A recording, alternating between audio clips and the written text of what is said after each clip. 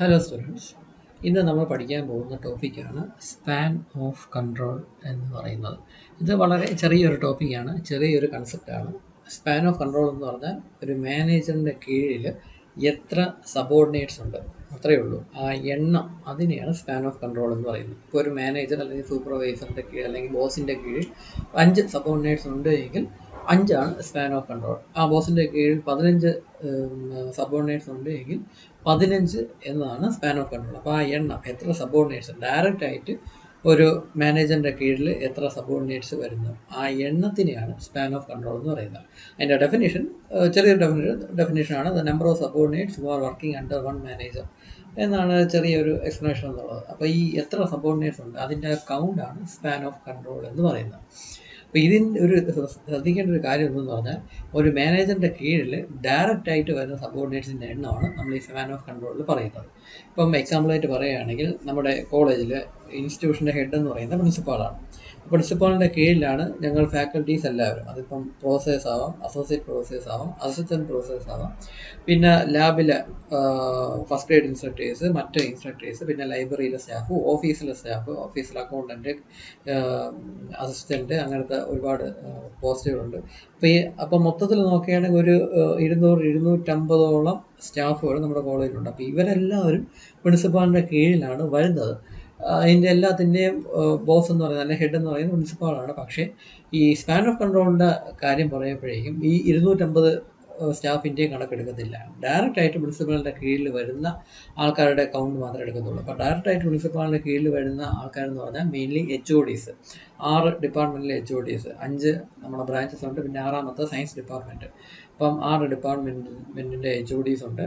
പിന്നെ അതിൻ്റെ കൂടെ ഓഫീസിലെ AOയും കൂടെ കാണും, ചിലപ്പോൾ ലൈബ്രറിയനും കൂടെ കാണും. അപ്പോൾ അങ്ങനെ മെയിനായിട്ട് വരുന്ന കുറച്ച് ഡിപ്പാർട്ട്മെൻറ്റ് ഹെഡ് ചേർന്നതാണ് ഈ സ്പാൻ ഓഫ് കൺട്രോൾ എന്ന് പറയുന്നത്. അപ്പോൾ അതായത് പ്രിൻസിപ്പാളിൻ്റെ സ്പാൻ ഓഫ് കൺട്രോൾ എന്ന് പറഞ്ഞാൽ മേ ബി 6-7 അത്രയേ ഉള്ളൂ. അല്ലാതെ 250 സ്റ്റാഫ് നമ്മളെല്ലാവരും പ്രിൻസിപ്പാളിൻ്റെ കീഴിലാണെന്ന് പറഞ്ഞുകൊണ്ട് സ്പാൻ ഓഫ് കൺട്രോൾ അത്രത്തോളം വരുന്നില്ല. ഡയറക്റ്റായിട്ട് പ്രിൻസിപ്പാളിൻ്റെ കീഴിലുള്ള ആൾക്കാരുടെ എണ്ണം മാത്രമേ ഉള്ളൂ. ഒരു 7-8 ഒക്കെ വരത്തുള്ളൂ. അപ്പോൾ ഈ ഒരു കൺസെപ്റ്റിനെയാണ് സ്പാൻ ഓഫ് കൺട്രോൾ എന്ന് പറഞ്ഞാൽ. ഡയറക്റ്റായിട്ട് ഒരു മാനേജറിൻ്റെ കീഴിൽ എത്ര സബോർഡിനേറ്റ്സ് ഉണ്ട് എന്നാണ് സ്പാൻ ഓഫ് കൺട്രോൾ എന്ന് പറഞ്ഞാൽ. അത്രയേ ഉള്ളൂ ബേസിക് ആയിട്ടുള്ള കൺസെപ്റ്റ്. അപ്പോൾ ഇതിൽ 2 കാര്യങ്ങൾ പഠിക്കാനുണ്ട്. നാരോ സ്പാനും പിന്നെ വൈഡർ സ്പാനും. ഈ വൈഡർ സ്പാൻ എന്ന് പറഞ്ഞാൽ ഒരു മാനേജറിൻ്റെ കീഴിൽ ഒരുപാട് സബോർഡിനേറ്റ്സ് കാണും. അങ്ങനെയാണെങ്കിൽ അതിനെ വൈഡ് സ്പാൻ എന്ന് പറയും. ഇവിടെ നോക്കുമ്പോൾ ഇതാണ് ഒരു മാനേജർ, അയാളുടെ കീഴിൽ ഇത്രയും സബോർഡിനേറ്റ്സ് ഉണ്ട്. ഇപ്പോൾ എത്രയെന്ന് പറഞ്ഞാൽ 3, 6, 9 സബോർഡിനേറ്റ്സ് ഉണ്ട്. ഈ ഓരോ സബോർഡിനേറ്റും ഇത് മിഡിൽ ലെവൽ മാനേജർ ആയിരിക്കാം. ആ ഓരോ മാനേജറിൻ്റെ കീഴിലും മേ ബി 8-9 സബോർഡിനേറ്റ്സ് വെച്ചുണ്ടാകും. അപ്പോൾ അങ്ങനെ ഒരുപാട് സബോർഡിനേറ്റ്സ് ഉണ്ടെങ്കിൽ അതിനെ വൈഡർ സ്പാൻ എന്ന് പറയും. അതേസമയം 1-2-3 സബോർഡിനേറ്റ്സ് ഉള്ളുവെങ്കിൽ അതിനെ നാരോ സ്പാൻ എന്നും പറയും. ഇത് മേ ബി തിയറി ക്വസ്റ്റ്യൻ ആയിട്ട് 2-3 മാർക്കിൻ്റെ ക്വസ്റ്റ്യൻ ആയിട്ട് ചോദിക്കാം. What is mean by narrow span and wider span എന്ന് ചോദിച്ച്, അങ്ങനെയാണെങ്കിൽ ഇങ്ങനെ സിമ്പിളായിട്ടുള്ള ഫിഗർ വരച്ച് നിങ്ങൾ 1-2 സെൻറ്റൻസ് എഴുതേണ്ട കാര്യമേ ഉള്ളൂ. അപ്പോൾ നാരോ സ്പാൻ എന്ന് പറഞ്ഞാൽ 1-2-3 സബോർഡിനേറ്റ്സ് മാത്രമേ ഓരോ മാനേജറിൻ്റെ കീഴിലും കാണത്തുള്ളൂ. അങ്ങനെ ഒരു അറേഞ്ച്മെൻ്റ് ആണെങ്കിൽ നാരോ സ്പാൻ ആയിരിക്കും. ഇവിടെ ഇതാണ് ഹെഡ് എന്ന് പറയുന്നത്, അല്ലെങ്കിൽ മെയിൻ ആയിട്ടുള്ള മാനേജർ എന്ന് പറയുന്നത്. അയാളുടെ കീഴിൽ ഡയറക്റ്റായിട്ട് 3 പേരെ വരുന്നുള്ളൂ. 3 പേരിൽ ഓരോരുത്തരുടെയും കീഴിൽ 2 പേര് വെച്ച് വരുന്നുള്ളൂ. ഈ മാനേജറിൻ്റെ കീഴിൽ 2 പേര് വെച്ച് വരുന്നുള്ളൂ, ആ മാനേജറിൻ്റെ കീഴിൽ 2 പേരെ വരുന്നുള്ളൂ. അപ്പോൾ അങ്ങനെ 2-3 ആൾക്കാർ വെച്ച് വീതമേ സബോർഡിനേറ്റ്സ് ആയിട്ട് വരുന്നുള്ളൂ എങ്കിൽ അതിനെ നാരോ സ്പാൻ ഓഫ് കൺട്രോൾ, അല്ലെങ്കിൽ നാരോ സ്പാൻ എന്ന് പറയും. അപ്പോൾ ഈ ഒരു കൺസെപ്റ്റ് കൂടെ നോക്കുക, നാരോ സ്പാനും പിന്നെ വൈഡർ സ്പാനും. പിന്നെ നമുക്ക് ഈ ഒരു ടോപ്പിക്കിൽ പഠിക്കാനുള്ള ഒരു ക്വസ്റ്റ്യൻ എന്ന് പറഞ്ഞാൽ factors determining span of control. അതായത് ഈ കൗണ്ട്, എത്ര സബോർഡിനേറ്റ്സ് വരെ ആവാം, ഒരു മാനേജറിൻ്റെ കീഴിൽ എത്ര സബോർഡിനേറ്റ്സ് വരെ ആവാം, ആ എണ്ണം അതിനെ ഡിറ്റർമൈൻ ചെയ്യുന്ന, അതിനെ അഫക്റ്റ് ചെയ്യുന്ന ഫാക്ടേഴ്സ് എന്തൊക്കെയാണ്. നമുക്ക് ആർബിട്രേറ്റ് നമുക്ക് പറയാനൊക്കത്തില്ല. ഇപ്പോൾ സബോർഡിനേറ്റ്സ് 10 പേരെ ഉണ്ടാകാൻ പാടുള്ളൂ, അതാണ് നല്ലത്. അല്ലെങ്കിൽ 10 പേരായിരുന്നാൽ കൂടിപ്പോയി.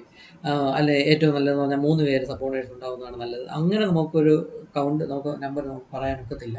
ഓരോ കണ്ടീഷനിലും ഡിപ്പെൻസ് ആണ് അതിൻ്റെ എണ്ണം എന്ന് പറയുന്നത്. സത്യം പറഞ്ഞാൽ ഈ സബോർഡിനേറ്റ്സിൻ്റെ എണ്ണം കുറഞ്ഞു പോവുകയാണെങ്കിലും കൂടി പോവുകയാണെങ്കിലും അത് ബുദ്ധിമുട്ടുണ്ടാക്കും എന്നാണ് തിയറിറ്റിക്കൽ പറയുന്നത്. ഇപ്പോൾ സബോർഡിനേറ്റ്സിൻ്റെ എണ്ണം കുറവാണ് എങ്കിൽ ഓവറായി സൂപ്പർവൈസ് ചെയ്യും. കാരണം മാനേജറിന് വേറെ ജോലിയൊന്നും കാണത്തില്ല, ആകെ 2-3 സബോർഡിനേറ്റ്സേ കാണത്തുള്ളൂ. അപ്പം തൊട്ടേലും പിടിച്ചതിനും എല്ലാം അവരുടെ കാര്യങ്ങൾ ഇൻവോൾവ് ചെയ്യുക, അവരുടെ ഡിസിഷൻ മേക്കിംഗ് ഇൻവോൾവ് ചെയ്യുക, അവരുടെ സബോർഡിനേറ്റ്സിൻ്റെ അതോറിറ്റിയിലും കൂടി ഇൻവോൾവ് ചെയ്യുക. കാരണം മാനേജറിന് വേറെ ജോലിയൊന്നും ഇല്ലല്ലോ. അപ്പോൾ അതുകൊണ്ട് എണ്ണം കുറഞ്ഞു വരും. സബോർഡിനേറ്റ്സിൻ്റെ എണ്ണം കുറഞ്ഞു പോവുകയാണെങ്കിൽ തന്നെ ഓവർ സൂപ്പർവൈസ് ചെയ്യുന്ന ആ ഒരു ടെൻഡൻസി ഉണ്ടാകും. അതേസമയം സബോർഡിനേറ്റ്സിൻ്റെ എണ്ണം കൂടുതലാണെങ്കിലും പ്രശ്നമാണ്. ചിലപ്പം പ്രോപ്പറായിട്ട് ഗൈഡൻസ് കൊടുക്കാനൊക്കത്തില്ല, പ്രോപ്പറായിട്ട് അവരെ കോർഡിനേറ്റ് ചെയ്യാനൊക്കത്തില്ല, കൺട്രോൾ ചെയ്യാനൊക്കത്തില്ല, അപ്പം കാര്യമായിട്ട് എല്ലാ കാര്യത്തിലും ഇടപെടാൻ എടുക്കത്തില്ല, ഡിസിഷൻസ് എടുക്കാനായിട്ട് ബുദ്ധിമുട്ടുണ്ടാകും. അപ്പോൾ അങ്ങനത്തെ ശ്രദ്ധ ഓരോ സബോർഡിനേറ്റ്സിലുള്ള ശ്രദ്ധ ചിലപ്പോൾ കുറഞ്ഞു വന്നിരിക്കാം. അങ്ങനത്തെ പ്രശ്നങ്ങളുണ്ട്. അപ്പോൾ സബോർഡിനേറ്റ്സ് കൂടിയാലും കുഴപ്പമാണ്, കുറഞ്ഞാലും കുഴപ്പമാണ്. അപ്പോൾ അതിന് ഇടയിൽ നിൽക്കുന്ന രീതിയിലുള്ള ഒരു സ്വീറ്റ് സ്പോട്ടിൽ കണ്ടുപിടിക്കുക എന്നതാണ് ഈ മാനേജറിൻ്റെ ജോലി എന്ന് പറഞ്ഞാൽ. അപ്പം ആ കൗണ്ട് എന്ന് പറയുന്നത് ഓരോ ഏരിയയും ഡിപ്പെൻഡ് ചെയ്തിരിക്കും, ഓരോ കമ്പനിയും ഡിപ്പെൻഡ് ചെയ്തിരിക്കും. അപ്പോൾ ആ ഡിപ്പെൻഡ് ചെയ്യുന്ന ഫാക്ടേഴ്സാണ് നമ്മളിവിടെ നോക്കുന്നത്. ഇതെന്ന് പറയുന്നത് മേ ബി എസ് എ ക്വസ്റ്റ്യനായിട്ട് ചോദിക്കും. പക്ഷേ ഇത് വളരെ ചെറിയ സിമ്പിൾ കൺസെപ്റ്റ് ആയതുകൊണ്ട് എസ് എ ക്വസ്റ്റ്യനായിട്ട് ചോദിക്കുന്നതിനേക്കാളും കൂടുതൽ 3 മാർക്ക് 4 മാർക്ക് ക്വസ്റ്റ്യനായിട്ടായിരിക്കും ചോദിക്കുന്നത്. ഫാക്ടേഴ്സ് ലിസ്റ്റ് ചെയ്യാനായിട്ടായിരിക്കും ചോദിക്കുന്നത്. അപ്പോൾ അങ്ങനെ കുറച്ച് ഫാക്ടേഴ്സാണ് ഞാനിവിടെ ലിസ്റ്റ് ചെയ്തിട്ടുള്ളത്. നിങ്ങൾ ടെക്സ്റ്റ് ബുക്കിൽ നോക്കുകയാണെങ്കിൽ ഇതിൽ കൂടുതൽ ഫാക്ടേഴ്സ് കിട്ടും. എന്താണെന്നാലും കോമൺ സെൻസ് ഉപയോഗിച്ച് നിങ്ങൾക്ക് പഠിച്ചു വയ്ക്കാമെന്നുള്ള കാര്യങ്ങളേ ഉള്ളൂ. അപ്പോൾ ഞാൻ ഈ ഫാക്ടേഴ്സ് ഓരോന്നായിട്ട് ഞാനിവിടെ എക്സ്പ്ലെയിൻ ചെയ്യാം, അതിൻ്റെ ബേസിക് കൺസെപ്റ്റ് മാത്രം. ആദ്യത്തെ ഫാക്ടർ എന്ന് പറഞ്ഞാൽ capacity and ability of the executive. ഇവിടെ എക്സിക്യൂട്ടീവ് എന്ന് ഉദ്ദേശിക്കുന്നത് മാനേജറിനെയാണ്, ബോസിനെയാണ് എക്സിക്യൂട്ടീവ് എന്ന് പറയുന്നത്. ആദ്യത്തെ ഫാക്ടർ എന്ന് പറയുന്നത് എക്സിക്യൂട്ടീവ് അല്ലെങ്കിൽ മാനേജറിൻ്റെ കപ്പാസിറ്റി, അയാളുടെ എബിലിറ്റി, അയാളുടെ അഡ്മിനിസ്ട്രേറ്റീവ് സ്കിൽസ്, അയാളുടെ നോളജ് എത്രയാണെന്ന്. അപ്പം സബോർഡിനേറ്റ്സിനെ കൺട്രോൾ ചെയ്യുക അല്ലെങ്കിൽ സബോർഡിനേറ്റ്സിനെ ഗൈഡ് ചെയ്യുക എന്നതാണല്ലോ മാനേജറിൻ്റെ ജോലി എന്ന് പറഞ്ഞാൽ. സബോർഡിനേറ്റ്സ് വന്ന് ഹെൽപ്പ് ചെയ്യുന്ന സമയത്ത് ചെയ്തു കൊടുക്കുക, ഡിസിഷൻ മേക്കിങ്ങിന് ഹെൽപ്പ് ചെയ്യുക, അപ്പോൾ ഇങ്ങനത്തെ കാര്യങ്ങളൊക്കെയാണ്. അപ്പോൾ നല്ല കഴിവുള്ള ഒരു മാനേജറാണ് എങ്കിൽ അയാൾക്ക് കൂടുതൽ സബോർഡിനേറ്റ്സിനെ കൺട്രോൾ ചെയ്യാനായിട്ട് പറ്റും. നല്ല അഡ്മിനിസ്ട്രേറ്റീവ് സ്കിൽസൊക്കെ ഉള്ള, നല്ല നോളജൊക്കെ ഉള്ള, നല്ല എക്സ്പീരിയൻസ് ഒക്കെ ഉള്ള മാനേജറാണെങ്കിൽ കൂടുതൽ സബോർഡിനേറ്റ്സിനെ അയാൾക്ക് കൺട്രോൾ ചെയ്യാൻ സാധിക്കും. എന്നാൽ അതേ നോളജ് ഇല്ലാത്ത, അതേ എക്സ്പീരിയൻസ് ഒന്നും ഇല്ലാത്ത പുതുതായിട്ട് മാനേജറായ ഒരാളാണെങ്കിൽ അയാൾക്ക് ഒരുപാട് സബോർഡിനേറ്റ്സിനെ കൺട്രോൾ ചെയ്യാനൊക്കത്തില്ല. അപ്പം അങ്ങനത്തെ കേസിലാണെങ്കിൽ കുറഞ്ഞ എണ്ണം സബോർഡിനേറ്റ്സ് ആയിരിക്കും കുറച്ചുകൂടെ നല്ലത്. അപ്പോൾ മാനേജറിൻ്റെ എബിലിറ്റി അനുസരിച്ച് സബോർഡിനേറ്റ്സിൻ്റെ എണ്ണം മാറി വരാം. രണ്ടാമത്തെ ഒരു ഫാക്ടർ എന്ന് പറഞ്ഞാൽ സബോർഡിനേറ്റ്സിൻ്റെ കഴിവ് എന്താണെന്ന് വെച്ചാൽ അവർക്ക് പ്രോപ്പറായിട്ട് ട്രെയിനിങ് കിട്ടിയിട്ടുണ്ടോ, അവർക്ക് നല്ല നോളജ് ഉള്ള ആൾക്കാരാണ് സബോർഡിനേറ്റ്സ് ആയിട്ട് വരുന്നത്, സബോർഡിനേറ്റ്സിന് നല്ല എക്സ്പീരിയൻസ് ഉള്ള ആൾക്കാരാണ്, അവർക്ക് വർക്ക് ചെയ്യാൻ എത്രത്തോളം കഴിവുണ്ട്. അപ്പം നല്ല നോളജ് ഉള്ള, നല്ല എക്സ്പീരിയൻസ് ഉള്ള സബോർഡിനേറ്റ്സ് ആണെങ്കിൽ അവർ ചെറിയ ചെറിയ കാര്യങ്ങൾക്ക് മാനേജറിനെ ഡിസ്റ്റർബ് ചെയ്യത്തില്ല. മാനേജറിൻ്റെ ശ്രദ്ധ കുറച്ചൊന്ന് കുറഞ്ഞു പോയാൽ തന്നെ അവർ കാര്യമായിട്ട് സ്വയം വർക്ക് ചെയ്യാനുള്ള, ഡിസിഷൻ എടുത്ത് കാര്യങ്ങൾ ചെയ്യാനുള്ള ആ ഒരു പ്രോപ്പറായിട്ടുള്ള ട്രെയിനിങ്, നോളജ്, എക്സ്പീരിയൻസ് ഒക്കെ ഉണ്ടാകും.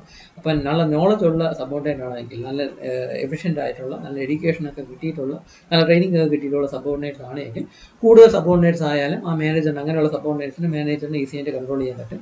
എന്നാൽ വലിയ എഡ്യൂക്കേഷനോ എക്സ്പീരിയൻസോ വർക്ക് നേരെ അറിഞ്ഞുകൂടാത്ത സബോർഡിനേറ്റ്സ് ആണെങ്കിൽ ഒരുപാട് സബോർഡിനേറ്റ്സ് ആയി, അങ്ങനത്തെ ഒരുപാട് സബോർഡിനേറ്റ്സ് ആയി പോയാൽ മാനേജറിന് ബുദ്ധിമുട്ടായിരിക്കും. അങ്ങനെയാണെങ്കിൽ കുറഞ്ഞ എണ്ണമായിരിക്കും നല്ലത്. അപ്പം വലിയ നോളജൊന്നും ഇല്ലാത്ത സബോർഡിനേറ്റ്സ് ആണെങ്കിൽ കുറഞ്ഞ സ്പാൻ ഓഫ് കൺട്രോൾ ആയിരിക്കും നല്ലത്. പിന്നെയുള്ളതാണ് നേച്ചർ ഓഫ് വർക്ക് എന്ന് പറയുന്നത്. അതായത് ഇപ്പം റൊട്ടീനായിട്ടുള്ള വർക്ക്, എല്ലാ ദിവസവും സെയിം വർക്കാണ് ചെയ്യുന്നതെങ്കിൽ, അങ്ങനത്തെ ഒരു വർക്കാണ് ആ കമ്പനിയിൽ ചെയ്യുന്നത് എങ്കിൽ സബോർഡിനേറ്റ്സിൻ്റെ എണ്ണം കൂടിയാലും കുഴപ്പമില്ല. കാരണം സബോർഡിനേറ്റ്സ് തന്നെ വർക്ക് ചെയ്തോളും, സ്ഥിരമായിട്ട് ചെയ്യുന്ന വർക്കായതുകൊണ്ട് ഡൗട്ടൊന്നും വരാൻ സാധ്യതയില്ല, അവരെ വർക്ക് തന്നെ ചെയ്തോളും. എന്നാൽ അതേസമയം റിസർച്ച് പോലത്തെ, അതായത് എന്നും പുതിയ എന്തെങ്കിലും വർക്ക് ചെയ്യുന്ന ടൈപ്പ് ഓഫ് ജോലിയാണെങ്കിൽ കൂടുതൽ ഡൗട്ട് ക്രിയേഷൻസുകൾ കാണും, ഒരുപാട് ഡിസിഷൻ മേക്കിങ്ങുള്ള ഇത് കാണും. അങ്ങനത്തെ കേസിലാണെങ്കിൽ മാനേജറിന് കൂടുതൽ വർക്ക് ലോഡ് വരും. അപ്പം അതുകൊണ്ട് തന്നെ എന്നും പുതിയ പുതിയ വർക്ക് ചെയ്യുന്ന ടൈപ്പ് ഓഫ് കമ്പനിയാണെങ്കിൽ കുറഞ്ഞ സ്പാൻ ഓഫ് കൺട്രോൾ ആയിരിക്കും നല്ലതാണ്, എന്നാൽ കൺട്രോൾ ചെയ്യാനായിട്ട് സാധ്യതയുള്ളൂ. അടുത്തത് ടൈം അവൈലബിൾ ഫോർ സൂപ്പർവിഷൻ. മാനേജറിന് തന്നെ ഒരുപാട് ജോലിയുണ്ട്, അയാൾക്ക് തന്നെ ഒരു ഫ്രീ ടൈം കിട്ടുന്നില്ല, അല്ലെങ്കിൽ സഫീഷ്യൻ്റായിട്ട് ഈ വർക്കേഴ്സിന് വേണ്ടി സ്പെൻഡ് ചെയ്യാനുള്ള ടൈം കിട്ടുന്നില്ല എങ്കിൽ കുറഞ്ഞ സ്പാൻ ഓഫ് കൺട്രോൾ ആയിരിക്കും നല്ലത്. അതേസമയം വലിയ വർക്ക് ലോഡ് ഇല്ലാത്ത ഒരു മാനേജറാണ്, വേറെ വലിയ വർക്ക് റെസ്പോൺസിബിലിറ്റീസ് ഒന്നും ഇല്ലാത്ത മാനേജറിനാണെങ്കിലും കൂടുതൽ ടൈം അയാൾക്ക് സബോർഡിനേറ്റ്സിനെ ശ്രദ്ധിക്കാൻ സ്പെൻഡ് ചെയ്യാൻ സാധിക്കും. അങ്ങനെയാണെങ്കിൽ കൂടുതൽ സബോർഡിനേറ്റ്സിന് അയാൾക്ക് കൊടുക്കാൻ സാധിക്കും. സ്പാൻ ഓഫ് കൺട്രോൾ കൂടിയാലും കുഴപ്പമില്ല.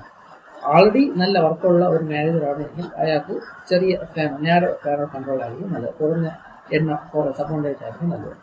അടുത്ത degree of decentralisation and extent of delegation എന്ന് പറയുന്നത്. ഈ സെൻട്രലൈസേഷൻ എന്ന് പറഞ്ഞാൽ എല്ലാ അതോറിറ്റിയും, ഡിസിഷൻ എടുക്കാനുള്ള എല്ലാ അതോറിറ്റിയും ഹയർ ലെവൽ മാനേജറിനോട്ട് കോൺസെൻട്രേറ്റ് ചെയ്യുന്നത് എങ്ങനെയാണ് സെൻട്രലൈസേഷൻ എന്ന് പറയും. എന്നാൽ ഡിസിഷൻ മേക്കിംഗ് പവർ എന്ന് പറയുന്നത് സബോർഡിനേറ്റ്സിനും കൂടെ കൊടുക്കുകയാണെങ്കിൽ ഡീസെൻട്രലൈസേഷൻ ഉണ്ട്. അപ്പം കൂടുതൽ ഡീസെൻട്രലൈസേഷൻ ഉള്ള ഒരു കമ്പനിയാണെങ്കിൽ മാനേജറിന് വലിയ വർക്കൊന്നും ഉണ്ടാകത്തില്ല. കാരണം ഡിസിഷൻ മേക്കിംഗ് പവർ കൂടുതൽ സബോർഡിനേറ്റ്സിനായിരിക്കും, അവർക്ക് ആവശ്യമുള്ള ഡിസിഷനൊക്കെ എടുത്തോളും, വലിയ വലിയ ഡിസിഷൻ മാത്രം മാനേജേഴ്സ് ഉണ്ടാകും. അങ്ങനത്തെ കേസാണെങ്കിൽ കൂടുതൽ ഡീസെൻട്രലൈസേഷൻ ഉള്ള കമ്പനിയാണെങ്കിൽ കൂടുതൽ സബോർഡിനേറ്റ്സിന് മാനേജറിനെ കൺട്രോൾ ചെയ്യാൻ സാധിക്കും, വലിയ വർക്ക് വരുന്നില്ലല്ലോ. അപ്പോൾ അതാണ് ഡെലിഗേഷൻ എന്ന് പറയുന്നത്. ആ സംഭവമാണ് ഈ അതോറിറ്റി എന്ന് പറയുന്ന സംഭവം സബോർഡിനേറ്റ്സിനും കൂടെ ഡിവൈഡ് ചെയ്ത് കൊടുക്കുന്ന കൈൻഡ് ഓഫ് വർക്ക് കൾച്ചറൊക്കെ ആണെങ്കിൽ അങ്ങനത്തെ സ്ഥാപനങ്ങളിൽ കൂടുതൽ സബോർഡിനേറ്റ്സ് ആയാലും കുഴപ്പമില്ല, മാനേജർ ഈസിയായിട്ട് കൺട്രോൾ ചെയ്യാൻ സാധിക്കും. കാരണം സബോർഡിനേറ്റ്സ് എന്നെ കാര്യങ്ങളൊക്കെ തീരുമാനിച്ചോളും, അതിനനുസരിച്ച് ചെറിയ ഡിസിഷൻസ് ഒക്കെ സബോർഡിനേറ്റ്സ് അങ്ങനെ സ്വയം എടുത്തോളും. അപ്പം അങ്ങനത്തെ കേസാണെങ്കിൽ കൂടുതൽ സബോർഡിനേറ്റ്സിന് മാനേജറെ കൺട്രോൾ ചെയ്യാൻ സാധിക്കും. പിന്നെ വരുന്നതാണ് എഫക്റ്റീവ്നെസ് ഓഫ് കമ്മ്യൂണിക്കേറ്റ് സിസ്റ്റം എന്ന് പറയുന്നത്. ഇതെന്ന് പറഞ്ഞാൽ ഇപ്പോഴത്തെ കേസിൽ നമ്മുടെ ഈ മൈക്രോസോഫ്റ്റ് ടീംസ് അല്ലെങ്കിൽ സൂം അല്ലെങ്കിൽ ഗൂഗിൾ മീറ്റ് എന്നീ മീഡിയ ഒക്കെ ഉണ്ട്. ദൂര സ്ഥലങ്ങളിലുള്ള ആൾക്കാരാണ് എങ്കിൽ പോലും ഈവൻ വാട്സാപ്പ് ഒരു കമ്മ്യൂണിക്കേഷൻ മീഡിയമായിട്ട് യൂസ് ചെയ്യാം. ദൂര സ്ഥലങ്ങളിലൊക്കെ ഉള്ള സബോർഡിനേറ്റ്സ് ആണ് എങ്കിൽ തന്നെ അവരെ കോർഡിനേറ്റ് ചെയ്യാൻ കുറച്ചും കൂടെയൊക്കെ സാധിക്കും. എന്നാൽ ഇങ്ങനത്തെ സിസ്റ്റംസ് ഒന്നും ഇംപ്ലിമെന്റ് അല്ലാതെ മൈക്രോസോഫ്റ്റ് ടീംസോ അല്ലെങ്കിൽ ഗൂഗിൾ മീറ്റോ സൂമോ അല്ലെങ്കിൽ ഈവൻ വാട്സാപ്പോ പോലും ഇങ്ങനെ ഒഫീഷ്യൽ പർപ്പസ് ഒന്നും യൂസ് ചെയ്യാൻ പറ്റാത്ത ഒരു സ്ഥാപനങ്ങളാണ് ദൂര സ്ഥലങ്ങളിലുള്ള സബോർഡിനേറ്റ്സിനെ കോർഡിനേറ്റ് ചെയ്യാനും കൺട്രോൾ ചെയ്യാനൊക്കെ വളരെ ഡിഫിക്കൽട്ട് ആയിരിക്കും. അതാണ് ഈ കമ്മ്യൂണിക്കേഷൻ സിസ്റ്റം എന്ന് പറയുന്നത്. എഫക്റ്റീവ്നെസ് ആയിട്ടുള്ള കമ്മ്യൂണിക്കേഷൻ സിസ്റ്റം സ്ഥാപനത്തിലുണ്ടെങ്കിൽ കൂടുതൽ സബോർഡിനേറ്റ്സിനെ ഒരുമിച്ച് കൺട്രോൾ ചെയ്യാനായിട്ട് സാധിക്കും. പിന്നെ ക്വാളിറ്റി ഓഫ് പ്ലാനിങ്, പ്രോപ്പറായിട്ട് വർക്ക് ഡിവൈഡ് ചെയ്ത് പ്രോപ്പറായിട്ട് ട്രെയിനിങ് കൊടുത്ത് എന്ത് വർക്കാണ് ചെയ്യേണ്ടത്, എന്ത് കാര്യങ്ങളാണ് അവിടെ ഡീൽ ചെയ്യേണ്ടത്, എന്ത് ഒബ്ജക്റ്റീവാണുള്ളത് എന്നതിനെ പറ്റി ക്ലിയർ ആയിട്ട് പ്ലാൻ ചെയ്ത് വർക്ക് ചെയ്യുന്ന ഒരു സ്ഥാപനമാണ് എങ്കിൽ അവർ ഈസി ആയിട്ട് അവിടുത്തെ സബോർഡിനേറ്റ്സിനെ വർക്ക് ചെയ്തതിനെയും കൺട്രോൾ ചെയ്യാനായിട്ട് സാധിക്കും. അങ്ങനെയാണെങ്കിൽ കൂടുതൽ സബോർഡിനേറ്റ്സിനെ മാനേജറിന് അലോട്ട് ചെയ്യാൻ സാധിക്കും. എന്നാൽ അങ്ങനെ പ്രോപ്പർ പ്ലാനിങ് ഒന്നും ഇല്ലാതെ ഒരു കോർഡിനേഷൻ ഒന്നും ഇല്ലാത്ത ഒരു കമ്പനിയാണ് എങ്കിൽ കുറഞ്ഞ സ്പാൻ ഓഫ് കൺട്രോൾ ആയിരിക്കും നല്ലത്.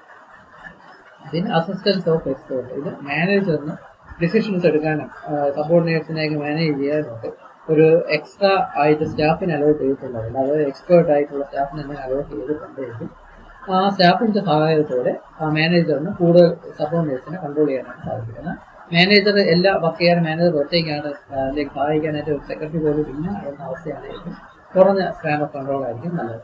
അതേസമയം അയാളെ സഹായിക്കാനായിട്ട് ഒരു ടീം ഓഫ് എക്സ്പേർട്സ് തന്നെ ഉണ്ട് എങ്കിൽ കൂടുതൽ സബോർഡിനേറ്റ്സും ഒരു മാനേജർ ഈസിയായിട്ട് കൺട്രോൾ ചെയ്യാനായിട്ട് സാധിക്കും. ഇതൊക്കെയാണ് ഫാക്ടേഴ്സ് എന്ന് പറയുന്നത് സ്പാൻ ഓഫ് കൺട്രോൾ. ഈ വീഡിയോയിൽ ഇത്രയേ ഉള്ളൂ. Thank you.